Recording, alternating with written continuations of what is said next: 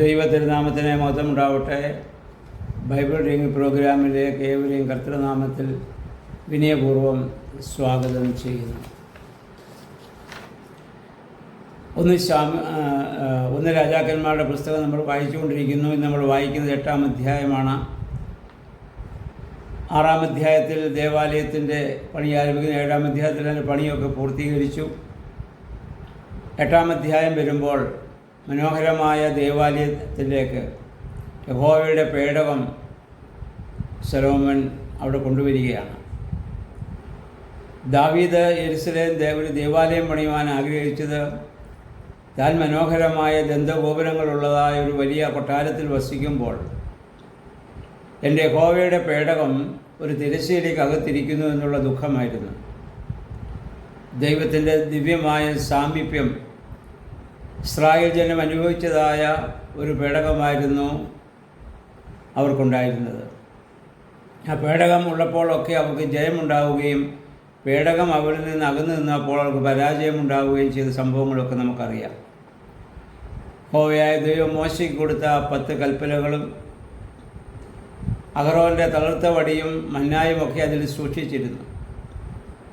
ആ പേടകം അതിവിശുദ്ധ സ്ഥലത്ത് സ്ഥാപിക്കുവാൻ തക്കവണ്ണം ഇസ്രായേലിലെ എല്ലാ ഗോത്രങ്ങളിലെ നേതാക്കന്മാരുടെയും പ്രമാണിമാരുടെയും കുടുംബത്തലവന്മാരുടെയും നേതൃത്വത്തിൽ പുരോഹിതന്മാർ ആ പേടകം യെരൂശലേം ദേവാലയത്തിലേക്ക് കൊണ്ടുവന്ന് അതിനെ അതിവിശുദ്ധ സ്ഥലത്ത് സ്ഥാപിക്കുന്നതായി നമ്മൾ കാണുന്നുണ്ട്.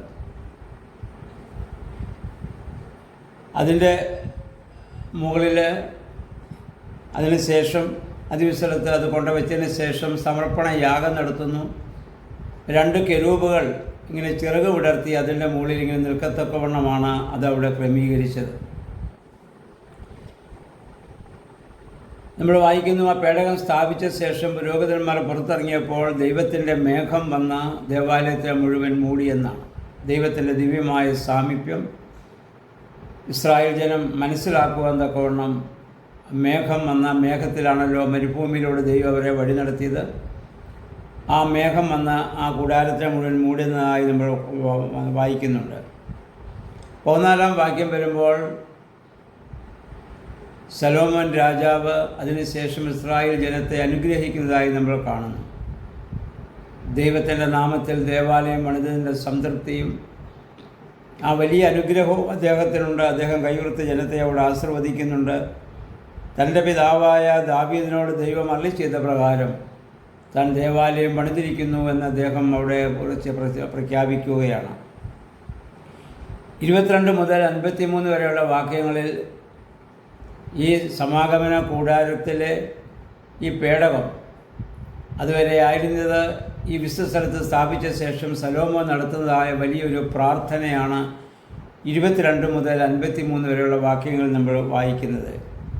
നമ്മൾ വായിക്കുന്നു, ബലിപീഠത്തിന് മുൻപാകെ മുട്ടുകുത്തി കൈ ഉയർത്തി നിന്നുകൊണ്ട് ശലോമോൻ പ്രാർത്ഥിക്കുകയാണ്. 24-ാം വാക്യത്തിലെ പ്രാർത്ഥന ഇതാണ്: എൻ്റെ പിതാവിനോട് അവിടുന്ന് അധരങ്ങൾ കൊണ്ട് കൽപ്പിച്ചത് എൻ്റെ കൈകളാൽ ഞാൻ പൂർത്തീകരിച്ചിരിക്കുന്നു. എൻ്റെ പിതാവിനോട് അധരങ്ങൾ കൊണ്ട് ദൈവം കൽപ്പിച്ചത് എൻ്റെ കൈകളാൽ ഞാൻ പൂർത്തീകരിച്ചിരിക്കുന്നു. അതുകൊണ്ട് എൻ്റെ പിതാവായ ദാവീദിനോട് ചെയ്ത വാഗ്ദത്തം കർത്താവേ അവിടുന്ന് പാലിക്കണമേ എന്ന് ശലോമോൻ ആത്മാർത്ഥമായി ദൈവസന്നിധിയിൽ കരങ്ങൾ ഉയർത്തി നിന്ന് പ്രാർത്ഥിക്കുകയാണ്. 26 മുതലുള്ള വാക്യങ്ങൾ നമ്മൾ വായിക്കുന്നു, ആകാശത്തിലും ഭൂമിയിലും നിറഞ്ഞു നിൽക്കുന്ന അവിടുന്ന് ഈ ചെറിയ ദൈവിക ആയ ഈ ഭവനത്തിൽ വസിക്കുവാൻ മനസ്സ് വെച്ചതിനാൽ ഞാൻ അങ്ങയെ മഹത്വപ്പെടുത്തുന്നു. ദൈവം പ്രപഞ്ചം മുഴുവൻ നിറഞ്ഞു നിൽക്കുന്ന ശക്തിയാണെന്ന് ശലോമോൻ അറിയാം. അങ്ങനെ നിറഞ്ഞു നിൽക്കുന്നതായ ആ ദൈവസാമീപ്യം താൻ സ്ഥാപിച്ചതായ ഈ കൂടാരത്തിൽ വരുന്നതിനെ ഓർത്ത് അദ്ദേഹം ദൈവത്തെ മഹത്വപ്പെടുത്തുകയാണ്. എൻ്റെ പ്രാർത്ഥനയും യാചനയും ശ്രദ്ധിക്കണമേ. അതുപോലെ ജനങ്ങൾ ഈ ദേവാലയത്തിൽ വന്ന് പ്രാർത്ഥിക്കുമ്പോൾ അവരുടെ പ്രാർത്ഥനയെ അവിടുന്ന് ചെവിക്കൊള്ളണമേ എന്ന് ആത്മാർത്ഥമായി അദ്ദേഹം പ്രാർത്ഥിക്കുന്നു.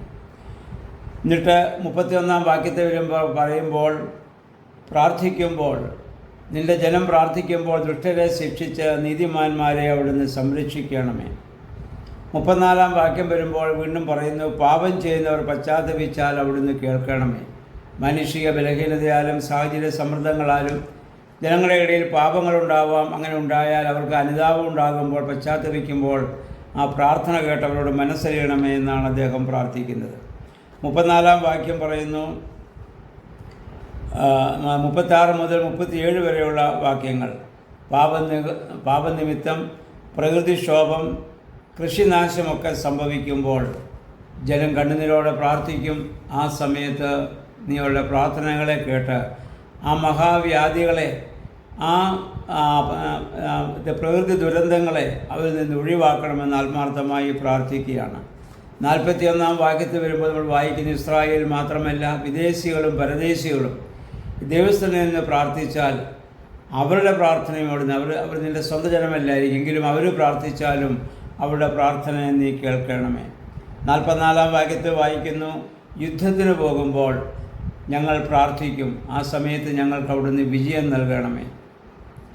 യുദ്ധത്തിന് പോകുമ്പോൾ ഞങ്ങൾ പ്രാർത്ഥിച്ചാൽ ആ യുദ്ധത്തിൽ ഞങ്ങൾക്ക് വിജയം നൽകണമേ. 46 വാക്യം വായിക്കുന്നു, പാപനിമിത്തം അടിമകളായി ഞങ്ങൾ പോകേണ്ടി വന്നാൽ അവിടെയുള്ള ദണ്ഡനവും പീഡയും സഹിച്ച് ഞങ്ങൾ പ്രാർത്ഥിക്കുമ്പോൾ ഞങ്ങളുടെ ശബ്ദം നീ കേൾക്കണമേ.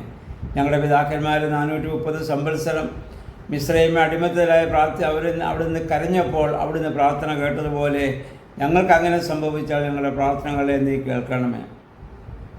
54 വാക്യം നമ്മൾ വായിക്കുന്നു, ഈ വിഷയങ്ങളൊക്കെ പറഞ്ഞ് പ്രാർത്ഥിച്ച ശേഷം ശലോമോൻ എഴുന്നേറ്റ് നിന്ന് ജനങ്ങളെ ആശീർവദിക്കുകയാണ്. പ്രാർത്ഥിക്കുന്നവനാണ് ആശീർവദിക്കാൻ അവകാശമുള്ളത്. അവനാണ് ദൈവത്തോട് സാമീപ്യമുള്ളവൻ. ദാവീദിന് ഇന്ന് ശലോമോൻ അതിനുള്ള അവകാശം ഇവിടെ ലഭിക്കുകയാണ്. 59 വാക്യം അത് പറയുന്നു, താനിപ്പോൾ നടത്തിയതായ പ്രാർത്ഥനകളും യാചനകളും രാപകലുകൾ അങ്ങയുടെ സന്നിധിയിലുണ്ടാകണമേ. അവിടുന്ന് അനുദിനം ഇസ്രായേലിനെ പരിപാലിക്കണമേ. ഞാനിപ്പോൾ നടത്തിയ പ്രാർത്ഥന എന്നും എനിക്കിങ്ങനെ പ്രാർത്ഥിക്കാൻ സാധിച്ചില്ലെന്ന് വരാം, എങ്കിലും എൻ്റെ പ്രാർത്ഥന ദൈവമേ അവിടുന്ന് മറന്നു പോകരുതേ, ഞങ്ങളോട് ദയവുണ്ടാകണമെന്ന് അദ്ദേഹം അവിടെ പ്രാർത്ഥിക്കുകയാണ്. 62 വാക്യം മുതൽ നമ്മൾ വായിക്കുന്ന ദേവാലയത്തിൻ്റെ വലിയ പ്രതിഷ്ഠ അവിടെ നടത്തുകയാണ്. ഈ യഹോവയുടെ പേടകം കൊണ്ട് വെച്ചു, അതിനുള്ളത് എല്ലാ ക്രമീകരണങ്ങളും ചെയ്തു, അതിമനോഹരമായി അവ നിർമ്മിച്ചു. ഇനി അതിൻ്റെ വലിയ പ്രതിഷ്ഠ നടത്തുകയാണ്. അതിനുവേണ്ടി സമാധാന ബലി അർപ്പിക്കുന്നു. 20,000 കാളകളെയും 1,20,000 ആടുകളെയും അവിടെ ദഹനബലിയായി അർപ്പിച്ച്, സമാധാന ബലി അർപ്പിച്ച് അവരവിടെ ആ വലിയ ദേവാലയ പ്രതിഷ്ഠ അവിടെ നടത്തുന്നതായി നമ്മൾ കാണുന്നുണ്ട്. അതിനുശേഷം 65 വാക്യം വായിക്കുമ്പോൾ, ഈ പ്രതിഷ്ഠ നടത്തിയതിന് ശേഷം 7 ദിവസം ജനം വലിയ പെരുന്നാളായിട്ട് അവിടെ ആഘോഷിച്ചു. അവരുടെ ജീവിതത്തിലെ ഏറ്റവും വലിയ സന്തോഷത്തിൻ്റെ അനുഗ്രഹത്തിൻ്റെ ദിവസങ്ങളാണത്. പെരുന്നാളെന്ന് പറയുന്നത് സമൂഹമായി ദൈവത്തിന് നന്ദി രേഖപ്പെടുത്തലാണ് അതിൻ്റെ പ്രധാനപ്പെട്ട ഉദ്ദേശം. അങ്ങനെ സമൂഹമായി അവർ ദൈവത്തിന് നന്ദി രേഖപ്പെടുത്തി 7 ദിവസം അവിടെ പെരുന്നാൾ ആഘോഷിക്കുകയാണ്. എന്നിട്ട് ജനം സന്തോഷഭരിതരായി ഭവനങ്ങളിലേക്ക് മടങ്ങിപ്പോയി എന്ന് നമ്മൾ വായിക്കുന്നുണ്ട്. പ്രിയമുള്ളവരെ, നമ്മൾ മനസ്സിലാക്കണം, ദൈവാലയം അവിടെ വന്ന് പ്രാർത്ഥിച്ചു കഴിയുമ്പോൾ സന്തോഷത്തോടെ, സമാധാനത്തോടെ, ദൈവാനുഭവത്തോടെ മടങ്ങിപ്പോകാനുള്ളവരാണ് നമ്മൾ. അതിനാണ് ദേവാലയം നമ്മെ സഹായിക്കേണ്ടത്. എന്നാൽ ഇന്ന് ദേവാലയത്തിലൊക്കെ വന്നിട്ട് പ്രാർത്ഥിച്ചിട്ട് കടന്നു പോകുന്നവർക്ക് എന്താണ് ഇന്ന് അനുഭവമാവുക? അതുവരെ ഇല്ലാത്ത അസമാധാനം, അതുവരെ ഇല്ലാത്ത വിഭാഗീയ ചിന്തകൾ, അതുവരെ ഇല്ലാത്തതായ എല്ലാ പ്രതികൂലതകളും ദുഃഖങ്ങളും നിരാശകളും അവരുടെ ഹൃദയത്തിലേക്ക് കടന്നു വരുന്നതായ ഒരു സാഹചര്യം. അത് ഒരിക്കലും അങ്ങനെയുള്ളിടം ഒരിക്കലും ദൈവാലയമല്ല. ദൈവാലയം സന്തോഷത്തിൻ്റെ, സമാധാനത്തിൻ്റെ, ഐക്യത്തിൻ്റെ, ഒരുമയുടെ വലിയ അനുഭവമാണ്. ആ അനുഭവമാണ് നമ്മുടെ ദേവാലയങ്ങളിൽ നമുക്കുണ്ടാവേണ്ടത്. പലപ്പോഴും നമ്മുടെ വാക്കുകളും നമ്മുടെ ചിന്തകളും നമ്മുടെ പ്രവൃത്തികളും അത് ആരുടെ ആയിക്കൊള്ളട്ടെ, അതൊക്കെ മറ്റുള്ളവരെ വേദനിപ്പിക്കുന്നുണ്ടാവാം. അങ്ങനെയുള്ളതായ ഒരു സമീപനം നമ്മളിൽ നിന്നുണ്ടാകാതെ ദൈവത്തെ മഹത്വപ്പെടുത്തിക്കൊണ്ട് ദേവാലയത്തിൽ നിന്ന് മടങ്ങിപ്പോകുന്നവർ, അവർ വന്നത് ദുഃഖിതരും നിരാശരുമായിട്ടാണെങ്കിലും മടങ്ങിപ്പോകുമ്പോൾ സന്തോഷത്തോടെ, സമാധാനത്തോടെ മടങ്ങിപ്പോകാൻ ഇടയാകണം. ദൈവമേ, പരിശുദ്ധാത്മാവേ, ഞങ്ങളുടെ ജീവിതത്തിലും അപ്രകാരമുള്ളൊരു സമാധാനത്തെ ഞങ്ങളെ യോഗ്യരാക്കണമെന്ന് നമുക്ക് പ്രാർത്ഥിക്കാം. ദൈവം അതിന് നമ്മെ സഹായിക്കുമാറാകട്ടെ.